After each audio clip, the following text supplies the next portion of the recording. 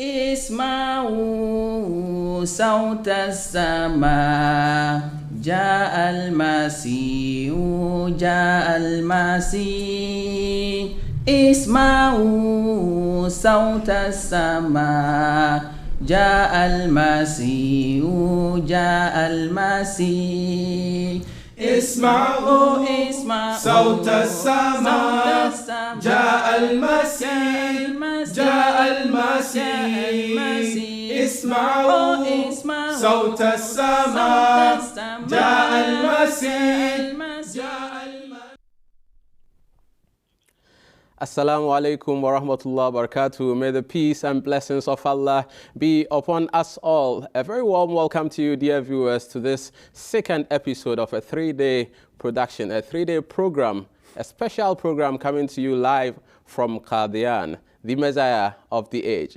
Dear viewers, the Holy Prophet sallallahu alaihi wasallam prophesied that a time will come when nothing will remain of Islam but its name, and nothing will remain of the Quran except its writing. The mosque will be full, but devoid of guidance. True to the words of the prophecies, there came a time when a poet had to even write that Raha deen baqi na Islam baqi, ek Islam ka reh gaya hai naam baqi. That neither did the religion remain nor Islam. What remains in Islam is just its name. However, the good thing is that the prophecies also contain the glad tidings of the appearance of a man, a prophet of God who will come for the renaissance and revival of Islam. In these times, whilst other Muslims are still waiting for this champion of Islam, and the whole world is actually waiting for a reformer, be it the Christians, Jews, or Buddhists, everyone is waiting for a savior. The Ahmadiyya Muslim community is pleased to call on the world that the savior has come, Ja al-Masih, Ja al-Masih, and he has left behind a community to bring back mankind to its creator. The promised Messiah, alayhi salam, Hazrat Mirza Ghulam Ahmad of Qadian, may Allah's mercy be on him, is that very champion who defended Islam in his time of weakness. His service to this faith knew no bounds, and his life purpose was to bring back the glory days of Islam. In today's program, we will discuss some of his relentless services to Islam in the defense of Islam. We will also show you, the viewers, glimpses of some of the holy places that were blessed with his presence. Joining me today in the studio are the esteemed guests, esteemed scholars of the Ahmadiyya Muslim community. To my immediate left is Maulvi Abdul Rahman Chamsai. Mausa, assalamu alaikum wa rahmatullahi wa barakatuh. Wa alaikum assalam wa rahmatullahi wa barakatuh. In the middle is another Maulvi from Mauritius, Maulvi Nur Muhammad Turab Ali Saab. Mausa, assalamu alaikum wa rahmatullahi wa barakatuh. Wa alaikum assalam wa rahmatullah.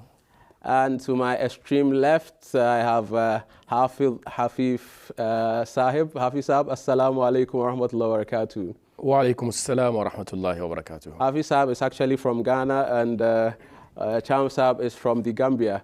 Very multinational, panelists here in the studio.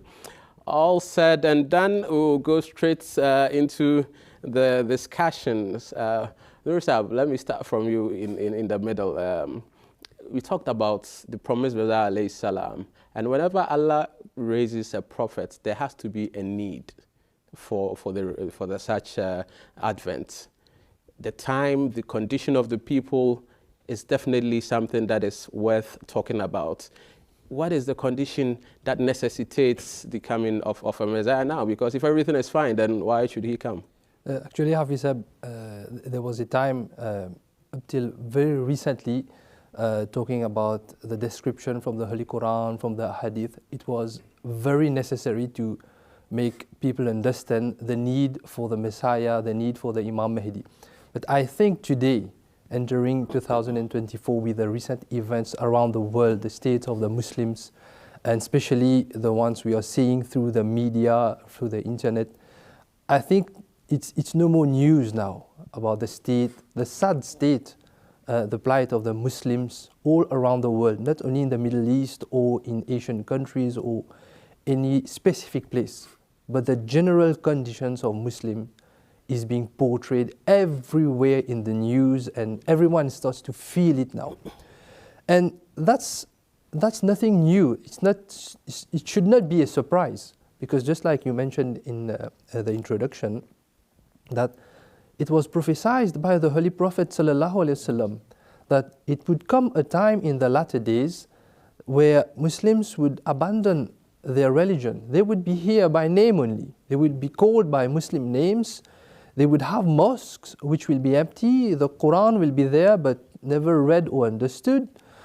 The rites and the traditions would be like far away from whatever the Holy Prophet ﷺ taught. And that is a very sad state of the Muslims predicted by the Holy Prophet ﷺ. Today, there's no need even to describe what is even happening. Just see how on the internet, and if you read in the newspapers, you see the so-called mullah, the so-called with many titles and big beards, how they are, giving a very bad name to Islam. No need to caption the obvious. Exact. So and there's a desperate need for leadership. Everyone is crying for the leadership. Now the name of the Imam Mahdi is being cried all around the world, but it's actually the need of the leadership. Who will take the lead for the Muslims? Because the Holy Prophet ﷺ described this part of the sad plight of the Muslims. He also described how to solve this.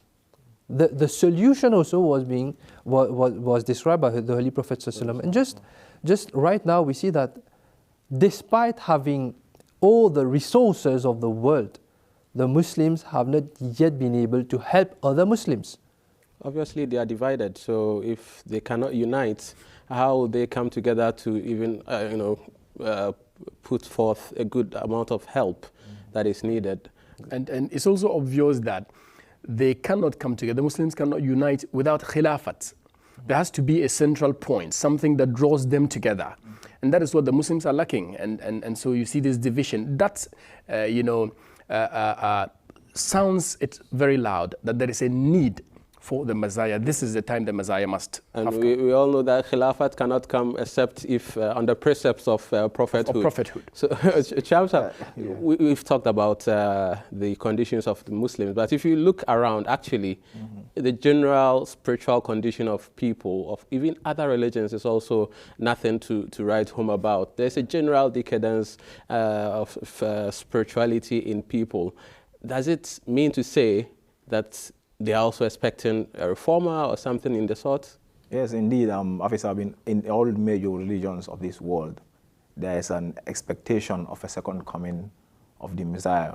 For example, when you come to Buddhism, they expect Buddha to come.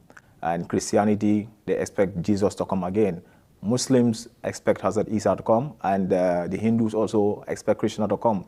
But of course, there's a cry, there's a need, because of, like our brother rightly mentioned, when you look at the situation of the world, not just even spiritual decadence in people, but even the condition of the world today. There is war everywhere, and there is injustice and a lot of troubles everywhere. So people are crying for the Mahdi. People are crying for that second coming that is mentioned in all religions. And some religions even went further to mention about the condition of the world. Like when you go to the Bible in Luke 21, chapter 10 to, verse 10 to 11, Jesus said about his second coming. He said, countries will fight each other, kingdoms will attack one another. There will be terrible earthquakes, famine, plagues everywhere. There will be strange and terrifying things from the skies. So when you look at, this verse of the Bible, and you look at the condition of the world today, you'll understand that there is a need, there is a cry. This is the time that the promised Messiah should come. And if all the religions, the world religions are expecting someone to come, the Messiah is one individual. He cannot be an individual. He's going to be somebody from every religion. And Islam qualifies, for the Messiah to come from this religion, because Islam is the only religion that believes in all the prophets of Allah Almighty.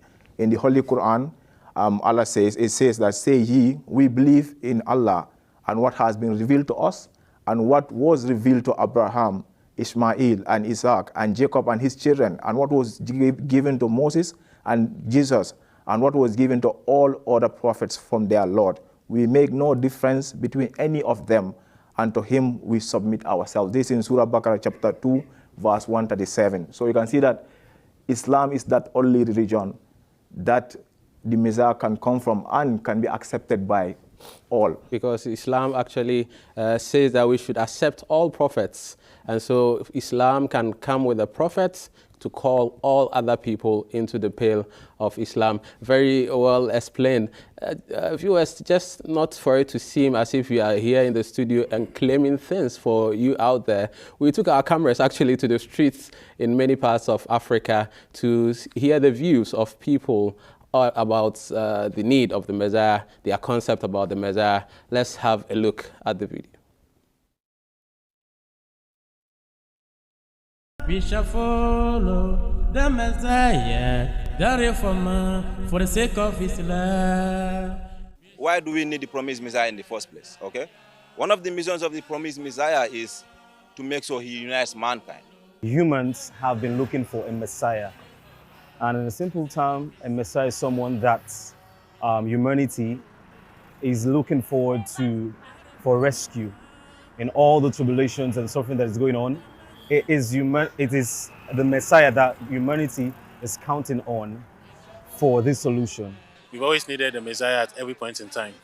At every point in time, we always needed Christ. There is a need for the Messiah because he is the reformer, of religion, and not only religion, but he is the reformer of the universe. There's a need for him to come, but I feel like there are a whole lot of people that have not yet gotten to know him. I think it is time the Messiah came now.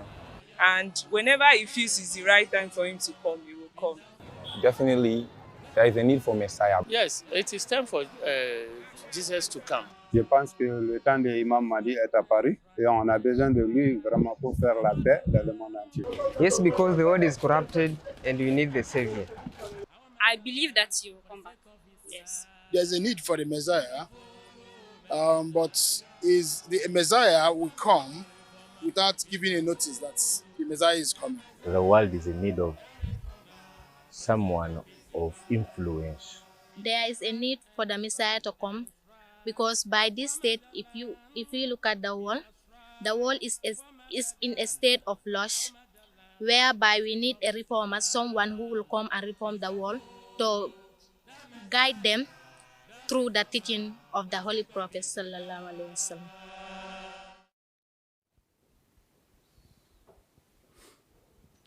Well, dear viewers, you would agree with me that spiritually and morally we are not in normal times. And there's indeed a need for a Messiah, as the people have also mentioned in the video.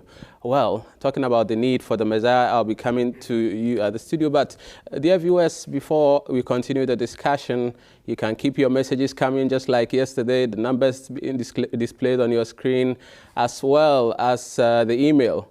And also, the special QR code can be scanned on your iPhones and Android devices to follow the program and also to send in your messages. Hafif Saab, carrying on the discussion, we are talking about the Messiah here in the person of Hazrat Mirza Ghulam Ahmad alayhi salam.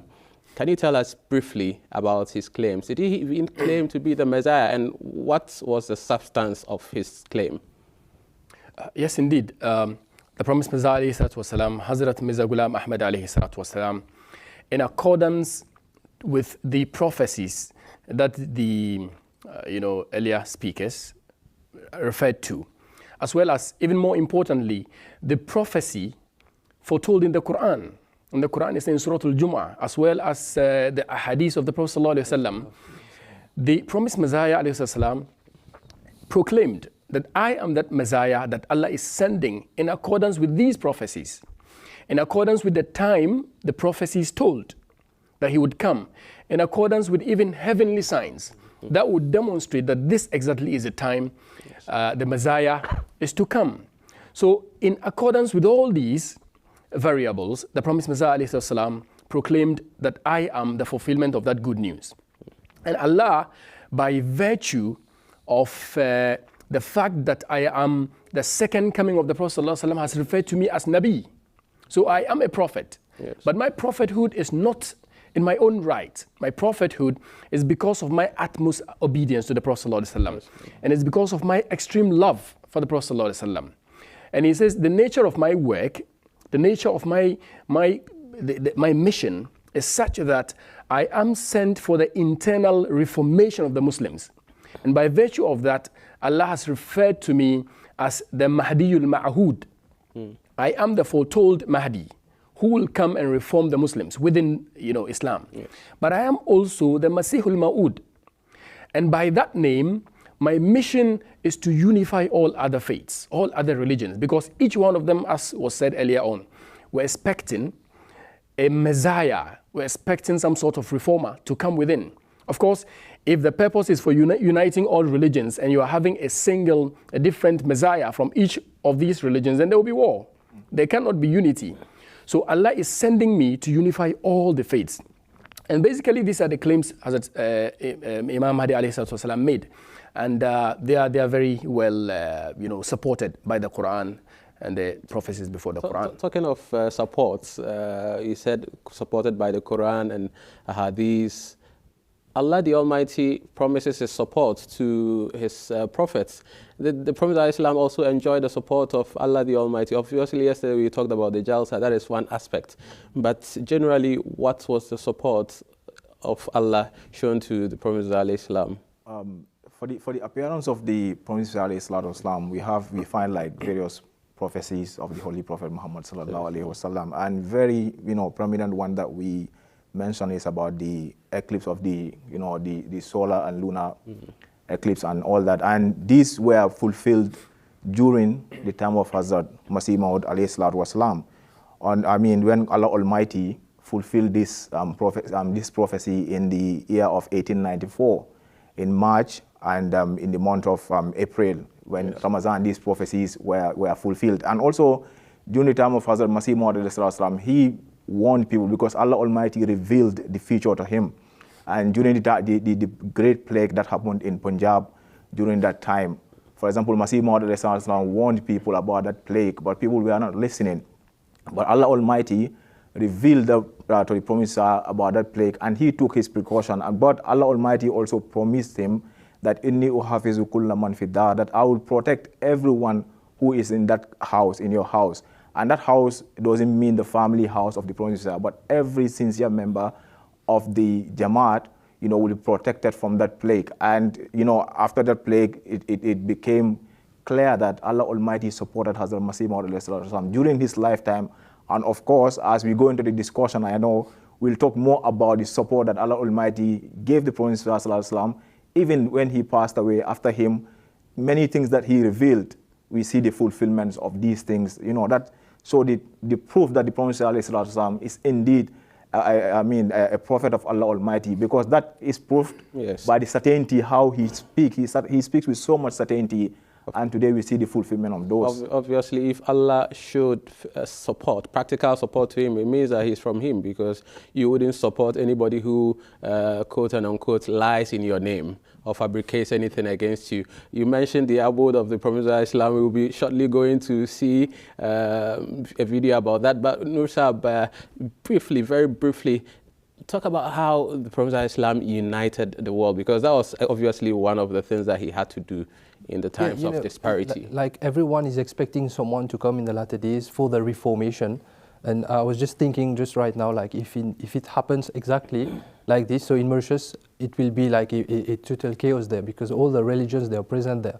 So there will be so many reformers. Actually, I think not only in Mauritius, everywhere. So the thing is, the promised Messiah, ﷺ, he actually went to the roots, as he's from Allah Ta'ala, and the source of all these prophets is actually from Allah Ta'ala. So he has been strengthened by Allah Ta'ala to show the truthfulness of the prophets and all these religions, how they should be united under one banner.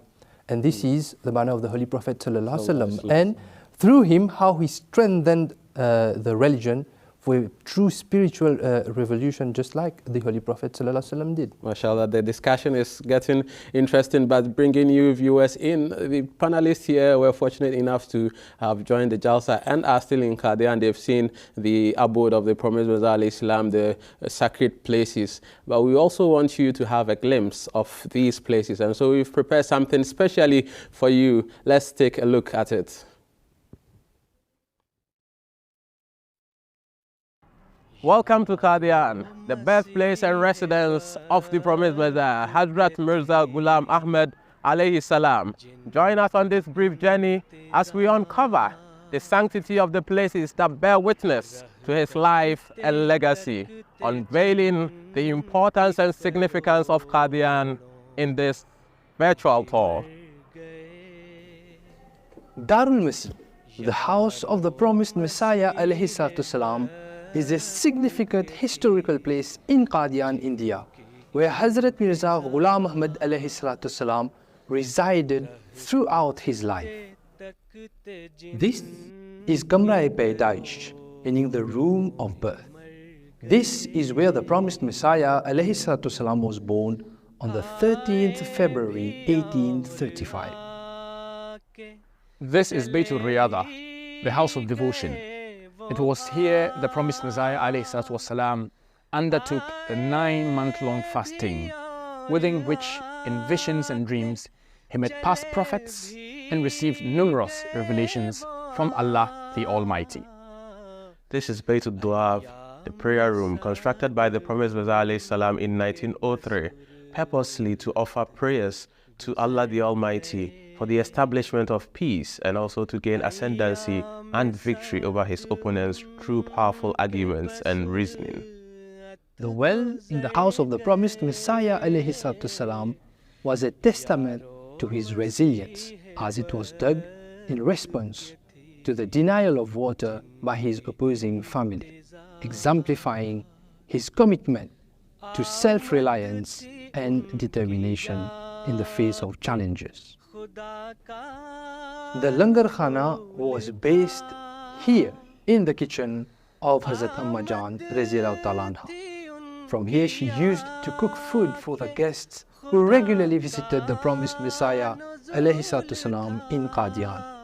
And this Langar Khana is now present in all countries all over the world, cooking for the various guests coming to visit the Promised Messiah ﷺ's Jamaat, wherever we are present all over the world.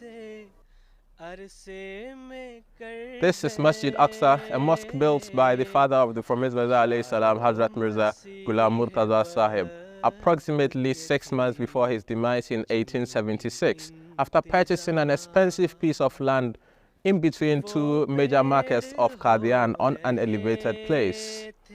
There were objections that the mosque is not going to be in use, but today it is filled with the followers of the Promised Messiah alayhi salam. Indeed, it is in this very mosque that the great miracle of the revealed sermon, which is known as Khutbah Ilhamiyya, occurred, when the Promised Messiah alayhi salam was revealed a whole sermon in Arabic language during an occasion of Eid al-Adha. Baytul Fikr is one of the prolific places in Darul Masjid. It is situated between Masjid Mubarak and the house of the Promised Messiah alayhi salatu salam. It is in this very place that the book Barahine Ahmadiyya was authored. And the Promised Messiah alayhi salatu salam used to walk between these walls to refill his ink while he was writing that Barahine Ahmadiyya. And from here, the Promised Messiah alayhi salatu salam would go to Masjid Mubarak through this entrance. This is Masjid Mubarak, also referred to as Baytul Zikr. The Promised Messiah ﷺ himself constructed this mosque, and in 1907 he extended it. In this mosque is a small room which is referred to as Hujra. It was in this small room that the Promised Messiah ﷺ experienced the miracle of the red drop. Minaratul Masih is found in Masjid Aqsa, and it fulfills the prophecy of the white minaret. It stands as a symbol of divine revelation and spiritual legacy of the promised Messiah alayhi salatu wassalam. When the promised Messiah alayhi salatu wassalam would visit his family orchard for a walk, he would usually sit here, and along with gatherings of spiritual nourishment and knowledge, it was here that the promised Messiah alayhi salatu wassalam would offer his companions fresh fruits from this orchard. This place is called Shah Nashim. This house is known as Makani Hazrat Ammajan, the house of Hazrat Ammajan. The Prophet alayhi salam had it constructed for his wife, Hazrat Ammajan radiallahu anha, and other female members of the family to have a place to reside when they joined him in the garden. But it was also this very place that upon the sad demise of the Prophet alayhi salam, his holy body was laid here for the final viewing of his faithful companions. Bahishti Maqbara, the celestial cemetery, is the final resting place of the promised Messiah alayhi salatu wasalam. This particular piece of land was shown to him through a vision that it would become his final resting place, as well as the resting place of numerous such other members of his community that are resolved to lead righteous life, as well as offer every sacrifice for the continuation of Islam and the Ahmadiyya Muslim community.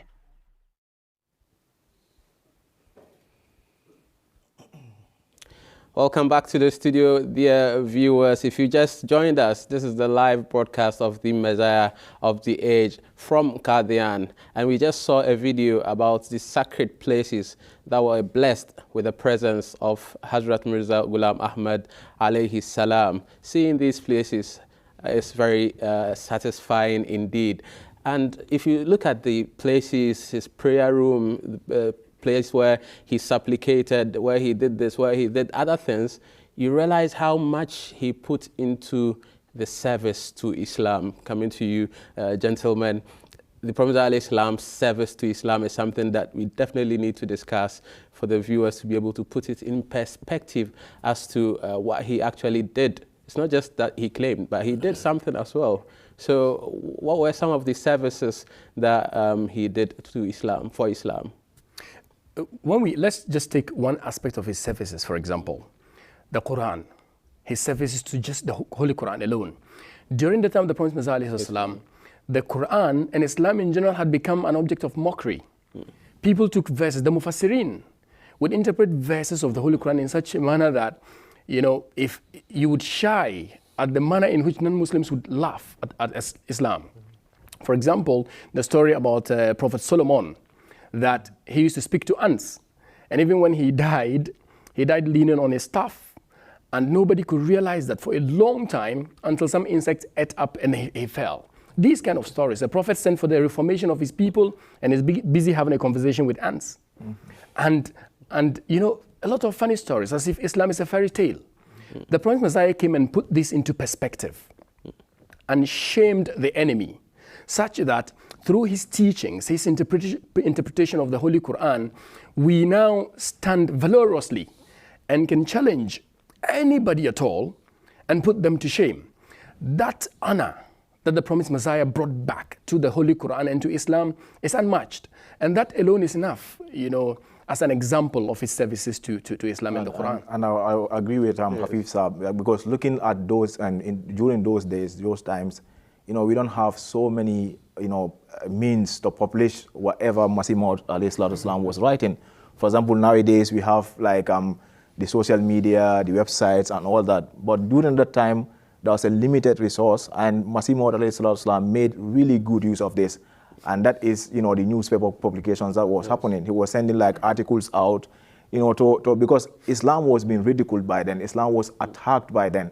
You know, Christianity came here in the Indo-Pak by that time. Yes. And then there was so much attack on Islam, on the honor of the Holy Quran, the Holy Prophet Muhammad sallallahu alaihi wasallam, and that forced Masih Maud to come in defense of Islam. There are many scholars by then, of course, but he was the champion out of all of them. And he, wrote the masterpiece that is Brahina Ahmadiyya. And he said, I wrote this book to prove the truth of Islam, the excellence of the Holy Quran, and the prophethood of Hazrat Muhammad Mustafa sallallahu alaihi wasallam in clarity.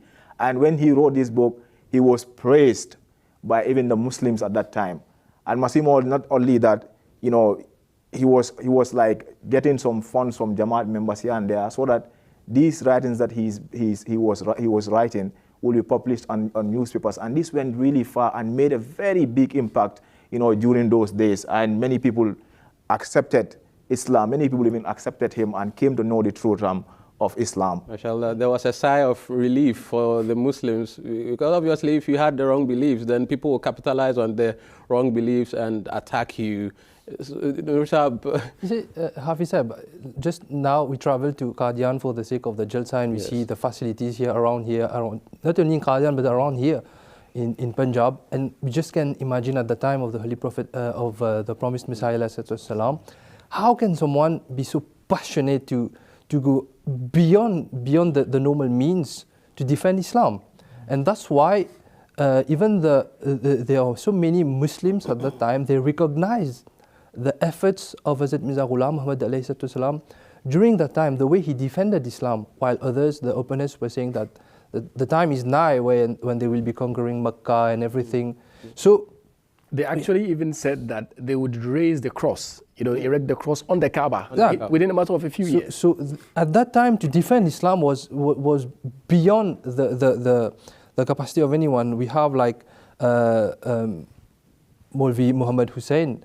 He wrote so many praises of the Promised Messiah ﷺ. He even says the one who wrote Barahini Ahmadiyya.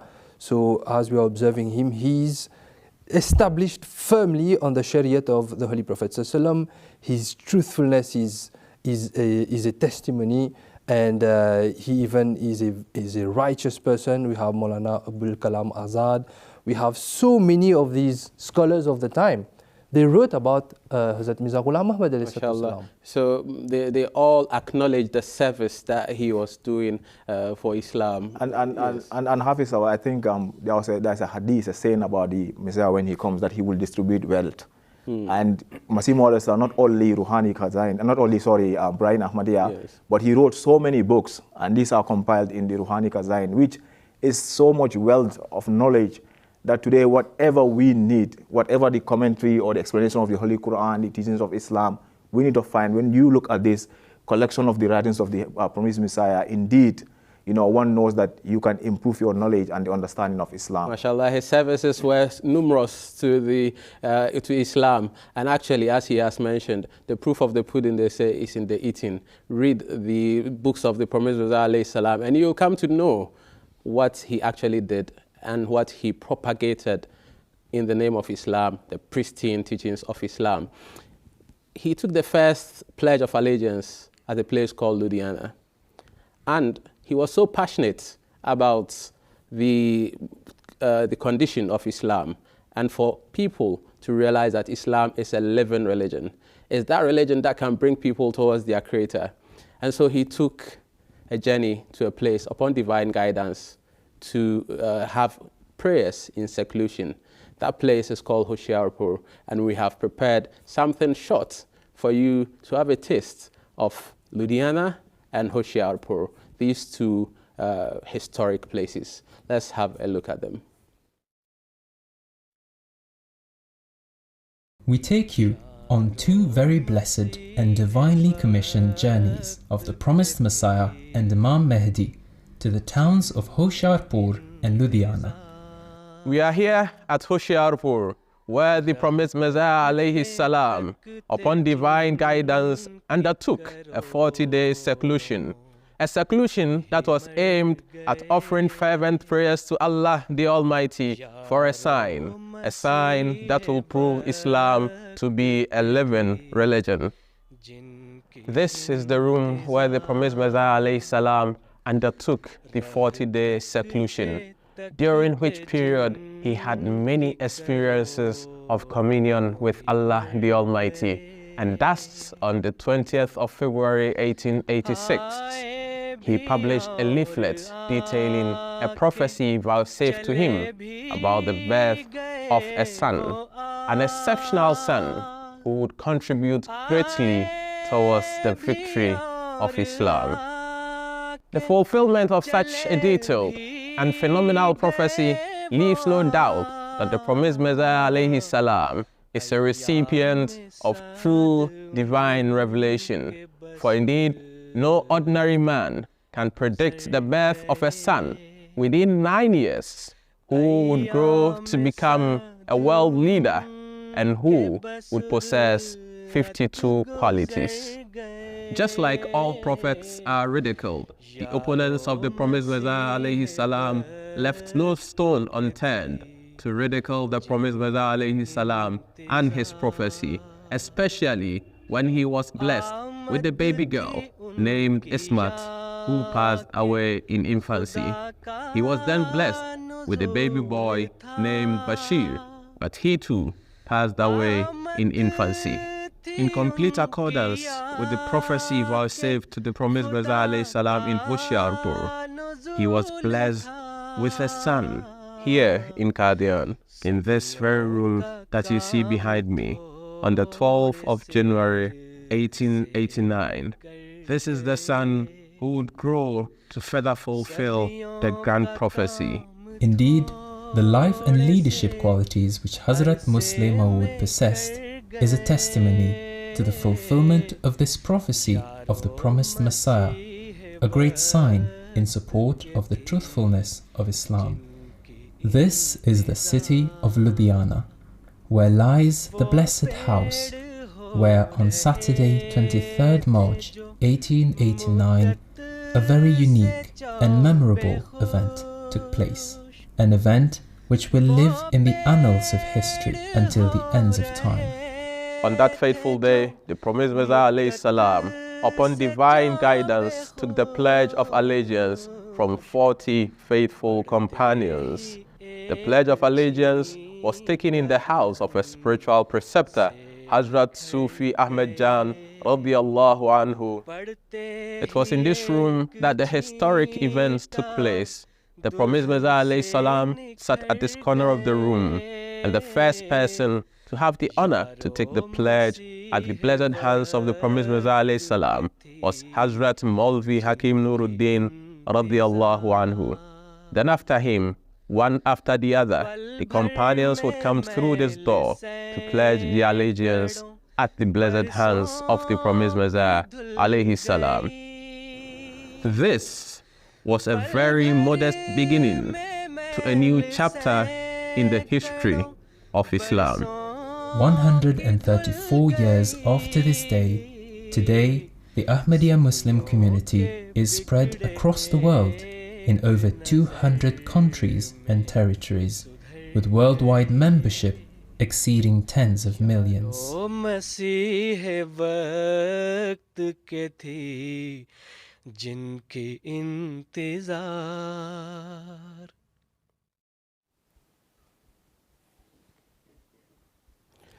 Dear viewers, welcome back to the studio. Indeed, if you are a truth seeker, then even a sign is enough for you. A word to the wise, they say, is enough, and you have seen many signs of the truthfulness of the promised Messiah alayhi salam. A tree is recognized, they say, by its fruits.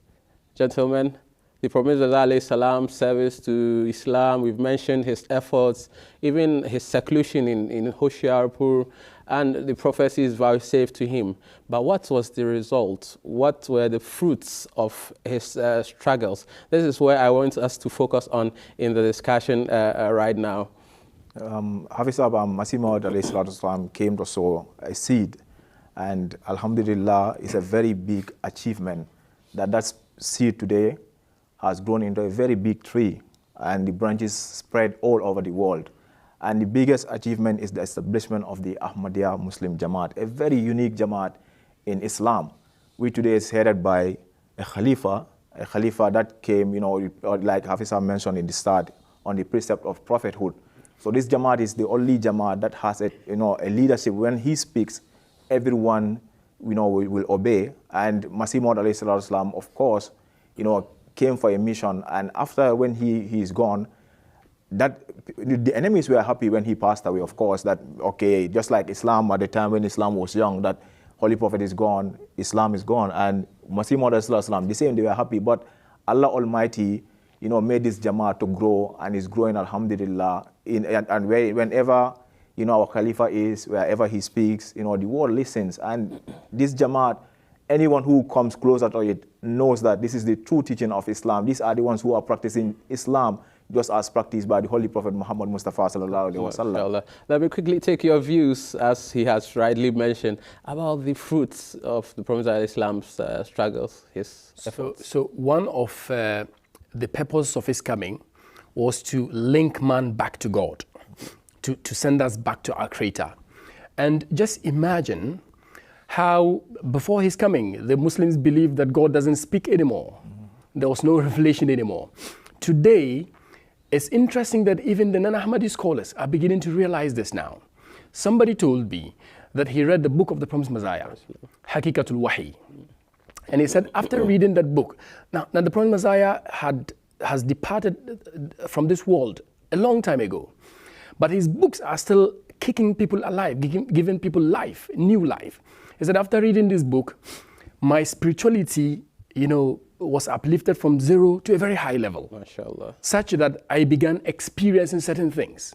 And he's had 2 dreams, he's had some sort of revelations and so on, just from the books of the Promised Messiah.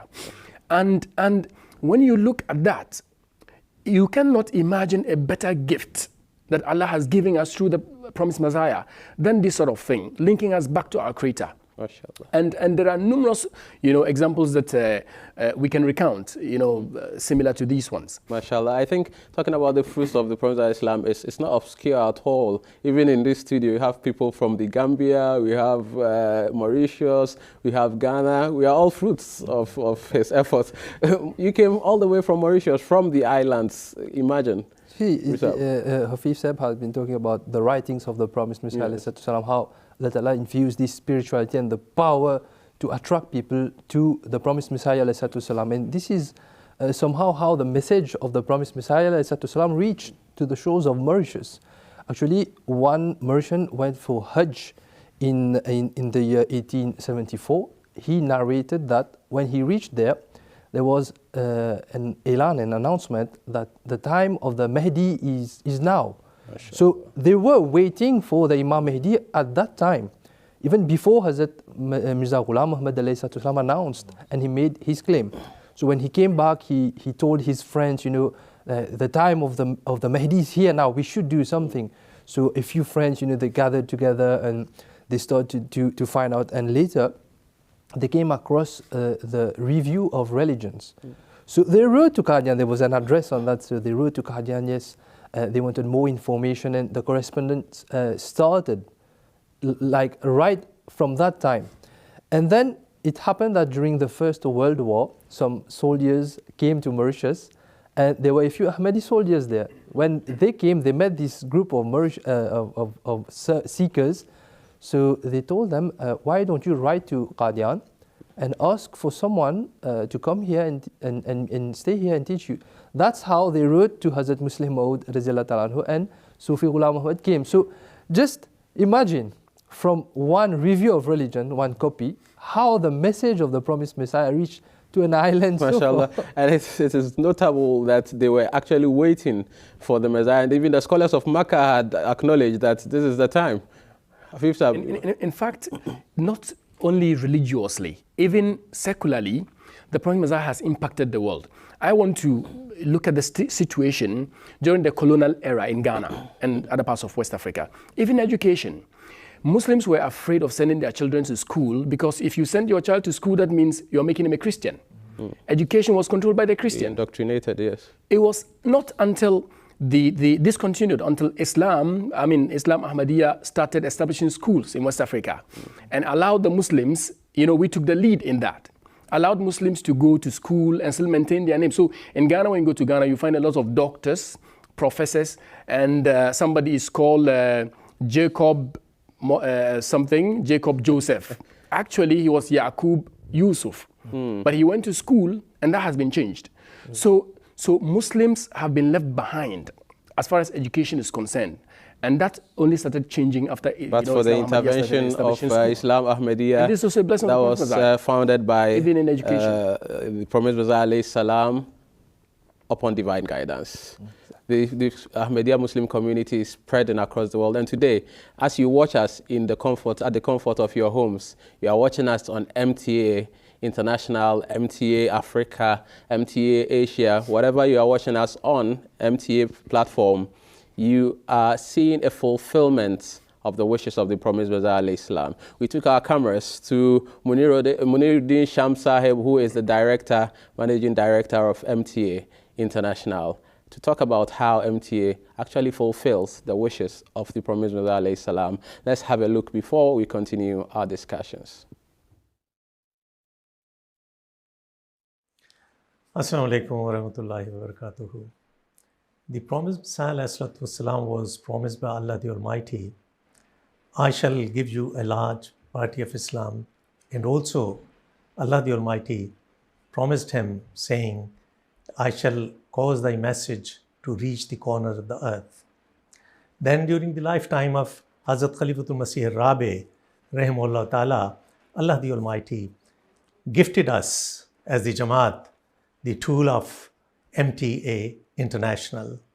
And through MTA International, alhamdulillah, that we have been able to reach the corners of the earth. Hazrat Masih Maud says that it is my utmost desire to have a house where the houses of my companions and my friends should be around my house. My house should be in the middle. And I should have the windows in all those houses so that I can talk to my friends and my companions anytime, whenever I want to. So this is what has happened now. This is what is proven by Allah the Almighty, that the desire of the Promised Messiah ﷺ, which he designed at that time, that has been fulfilled through MTA International, that Hazrat Amirul Mu'mineen, Khalifatul Masih al-Khamis Sayyidahullah Ta'ala bin Nasr Aziz, whenever he wants to talk to or address to the community members, he can do that through MTA International.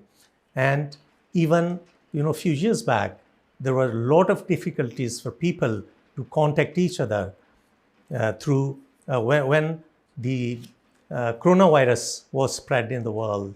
But alhamdulillah, that through MTA International, we were able to have the contacts everywhere in the world. Hazrat Amirul Mu'mineen, Khalifatul Masih al-Khamis, Sayyidahullah Ta'ala bin Nasr Aziz, used to have the meetings, virtual meetings, with all the Jamaats all over the world whenever he wanted to. And even now, as the desire of the Promised Messiah ﷺ was that he wanted to have a house and he wanted to talk to his companions, his friends, anytime, whenever he wanted to. This is what is happening now, that through MTA International, alhamdulillah, that Khalifatul Masih, Ayyadahullah Ta'ala bin Nasr Aziz, is able to talk to and address to the community members anytime to the world. So this is how we are, alhamdulillah, trying to spread the message of Islam Ahmadiyyat everywhere to the corners of the earth. And this is what was promised by Allah the Almighty to the Promised Messiah ﷺ, which has already been fulfilled. And I would say that the main means and most essential means of spreading Islam Ahmadiyyat these days is through MTA International, alhamdulillah, summa alhamdulillah.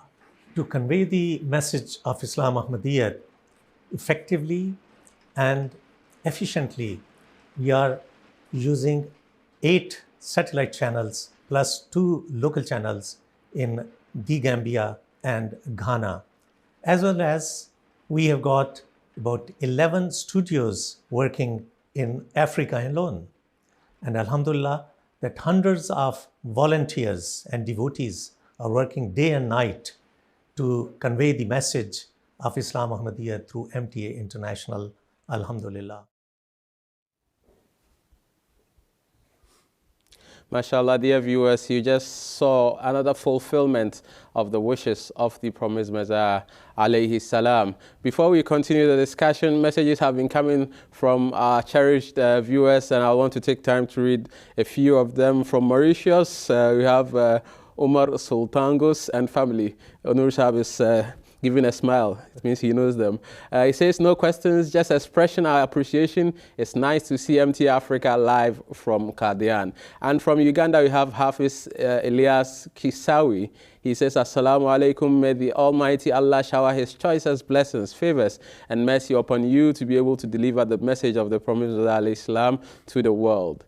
Again, Mauritius. Mushtaq Sultangos, he says, Murabbis from Africa and educated in Africa, representing on MTA International, a world-class live presentation from Qadian is already a miracle of the truth of Ahmadiyya. We have someone from Ghana, Amina Yusuf. She says, MashaAllah, we are watching this special program from Tawheed House, Kumasi. We miss this program so much. May Allah's name be praised for His guidance through the Messiah of the age and Khilafat. We are indeed blessed to be part of this Jamaat Ahmadiyya.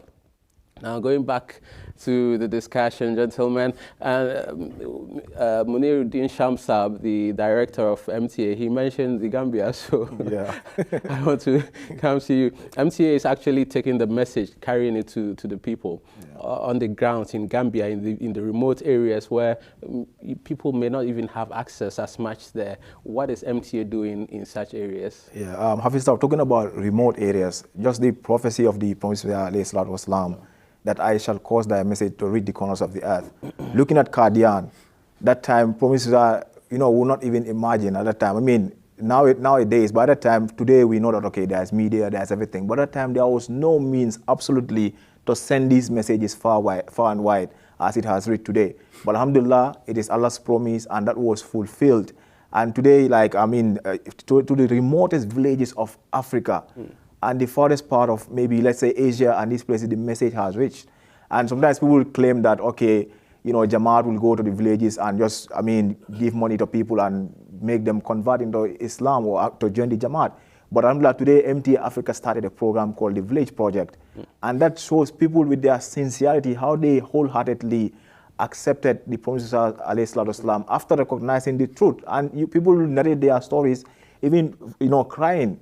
And knowing that this is the true message of Islam, this is the true Messiah sent by Allah Almighty. Actually, it's not actually our belief that the Messiah will be sharing physical money. It is their belief. Yes. We believe it's if that was the case. If that was the case, in fact, Ahmadiyya will be the largest sect in Islam. Exactly. Because everybody wants to have money. So why aren't they coming if we're indeed distributing money? Speaking about treasures, about the wealth that the Prophet Messiah would have distributed, so it's well known that these treasures, they are not the money, it's actually the spiritual treasures in the form of this Ruhani Khazain, the spiritual treasures that he wrote, the compilation of his books. And speaking of his books, actually we find in the life of the promised Messiah ﷺ how those righteous people, when they read these books, like immediately they rushed towards Qadian, just like we have Maulana Ghulam Rasul Rajiki, very famous companion of the promised Messiah ﷺ. He read the book Aina Kamalat Islam, and he took his teacher, his mentor, and they came to Qadian to meet the author.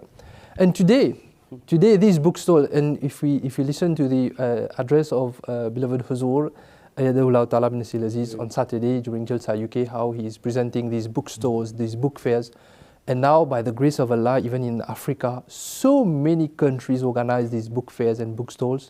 The literature of the promised Messiah is being distributed, and there are so many people who read, and they contact the Jamaat, they want to know more, and they accept the Messiah of the age just by reading. That is really nice. Dear viewers, people are accepting the Messiah of the age in their numbers, as per the prophecies. People are joining the fold of the Ahmadiyya Muslim community, and many of them are even having delight in coming all the way to Qadian to join the Jalsa. As we mentioned yesterday as well, we have examples, so many examples from different nationalities coming to Qadian, and they express their joy, their testimonies.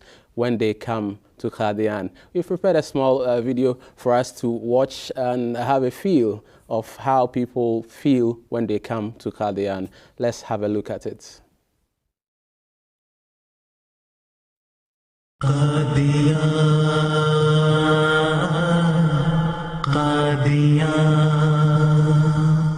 I am from Central Asia, from Kyrgyzstan, and my name is Gizbek Ashir Ali Ugli. My name is Din Hanzala bin Abdullah, and I am from Malaysia, Kuala Lumpur. I'm Mualim Andamu Musa from Cameroon, Jamaat. I am attending to this Jalsa Salana Qadian because it was my dream during my studies when I read Prophet Musa books that I very wanted to visit the place where Imam Mahdi was born and when he was prayed, like Baytul Dua, the whole holy buildings or holy places I want to visit. And Alhamdulillah, Allah subhanahu wa ta'ala gave me opportunity to visit this holy land. Yes, obviously this is the call of Hazrat Muslim Maud and his Khulafa. And coming to Jalsa Qadian is different compared to the other Jalsa. This is where the first Jalsa has been planted by Imam Mahdi alayhi salam. I'm attending Jalsa Salana Qadian in order for my Iman to be boosted, because visiting here is a great blessing of Allah subhanahu wa ta'ala. When I entered to Qadian, I saw a white minara inside the bus. Then the experience was like I am seeing Kaaba, like okay, don't take it wrong, but feels like that, right? Half of my understanding was there. That kind of give me like in my dream I used to see sometimes Kaaba. That feeling is when I wake up, I used to feel that the same feeling I feel when I saw white minara. Then I immediately from bus I went straight to white minara because it was in the morning. Then I went to Baytul Dua and I prayed there. If I want to compare physically, okay, yes, the weather is cool here compared to back in Malaysia. It is about 28 to 33, but here is less than 10 degrees. It is quite cool for us from Malaysia. But again, that is nothing compared to the G's which we get from this Jalsa, the speeches, the surrounding, and it is all confronting us, you know, to uplift the Iman. I've seen and I've learned a lot of things. For example, the brotherhood, the love, the care. I feel as if I'm in my own home. I had the opportunity to visit some holy places, like for example, Minaratul Masih, the Baytul Dua, the Darul Masih, the Bayt al-Maqbara, and I was even taken to Hoshiarpur and also to Ludhiana, where the first bayat was taken in the hands of the Prophet Muhammad alayhi salatu wasalam. So in fact, it's unforgettable memory. I don't think I'll ever forget this in my life, inshallah.